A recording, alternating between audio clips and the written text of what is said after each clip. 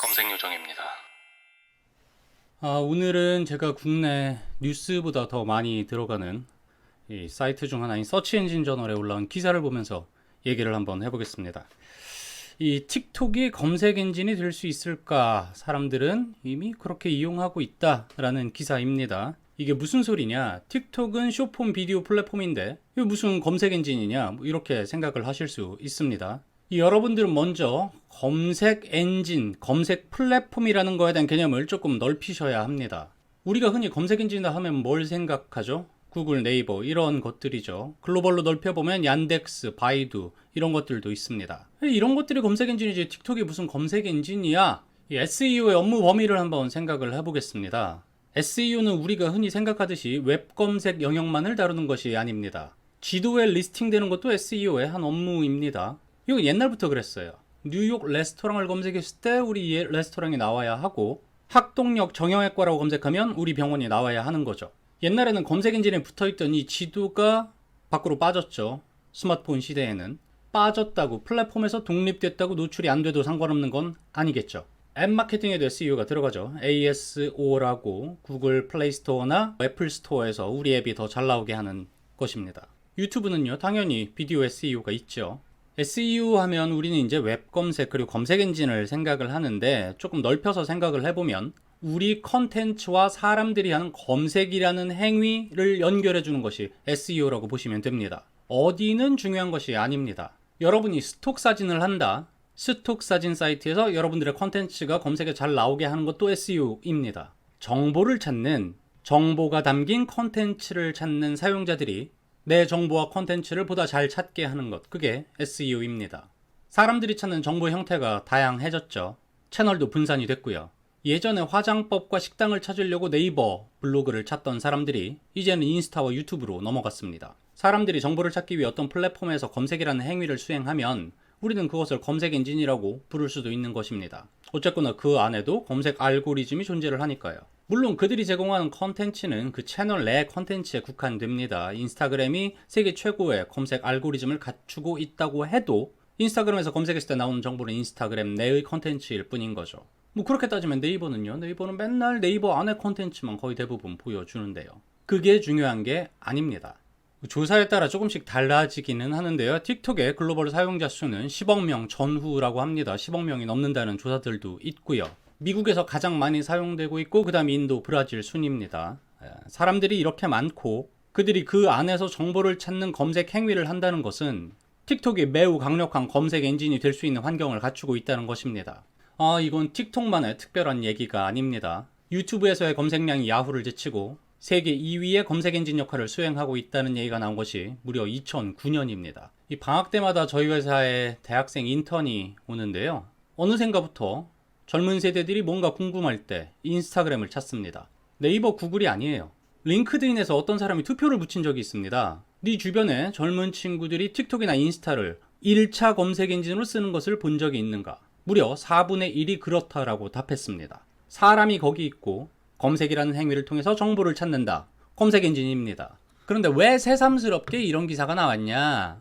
틱톡이 새롭게 선보인 기능 때문입니다. 이렇게 밑에 Suggested Search Term, 우리말로 바꾸자면 뭐 추천 검색어 이런 게 되겠죠. 이걸 보고 이 글을 쓴 사람은 뭐 그냥 하나만 하는 얘기를 조금 더 길게 늘어놓은 것 같습니다. 사람들은 그럼 왜 틱톡에서 검색을 하느냐? 이 기사에서는 크게 세 가지를 원인으로 보고 있습니다. 일단 짧고요. 편리하죠. 그 다음에 구글로 대표되는 전통적인 검색 엔진에 만족하지 못해서, 그 다음이 사람들이 뭔가를 정보를 학습하는 패턴이 비주얼 러닝 스타일로 바뀌었다는 거죠. 한마디로 구글이나 구글에 맞춰진 형태의 검색 결과 그리고 컨텐츠로는 사람들이 더 이상 만족하지 못한다는 얘기입니다. 그럼 틱톡을 가면 다 성공하느냐? 그건 또 아니죠. 틱톡은 여전히 가벼운 엔터테인먼트 채널이고요. 트렌드 정보를 주로 다룹니다.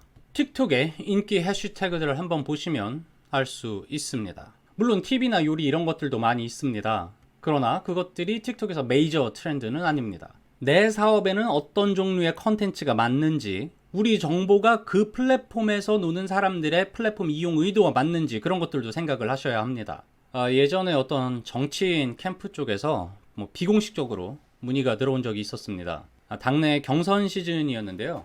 틱톡으로 가려고 한다고 하더라고요. 이유는 MZ들이 틱톡을 많이 사용하기 때문에.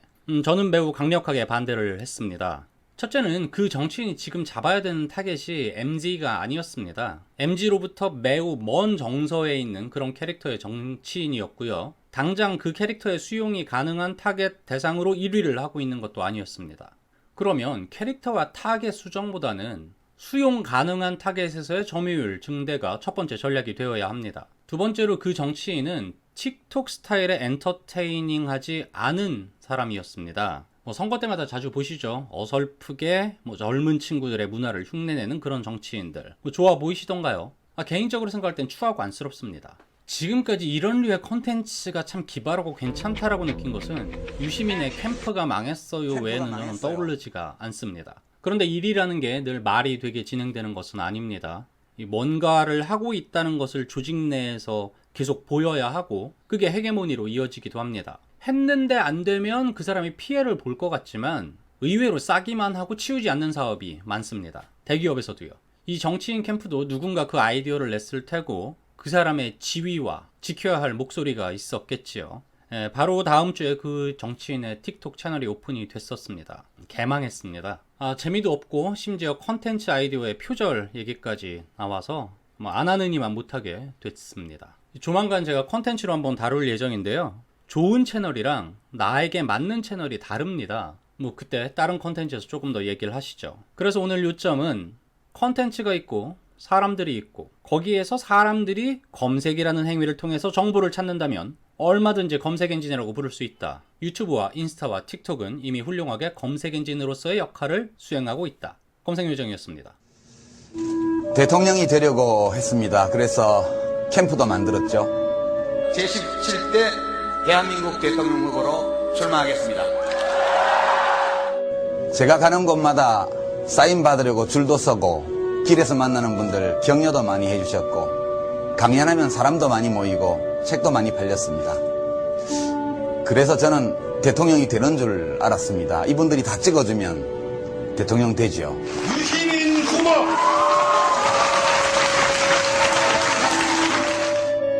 근데 나중에 알고 보니까 그분들 중에 국민경선 선거인단 등록한 분들이 10명에 1명도 안 되더라고요. 결국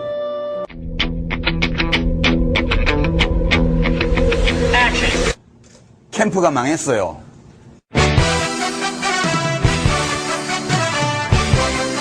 그래서 다른 캠프로 인수합병 됐습니다. 국민큰형님 이해찬 후보 캠프입니다. 제가 사령관이 됐죠. 대통령이 되려고 했는데 이제 꿈을 바꿨습니다. 이해찬을 대통령으로 만드는 쪽으로 바꿨죠. 핸드폰 투표 시민군단, 핸드폰 투표 유시민군단. 기적의 폰투군단만이 저를 구해줄 수 있어요. 박스떼기, 리어카떼기, 폰떼기로 본때를 보여줘요. 이해찬을 부탁해요. 핸드폰으로 부탁해요. 유시민과 약속합시다. 핸드폰으로 부탁해요. 폰 투 유 에브리바디. 폰 투 유 부탁해요.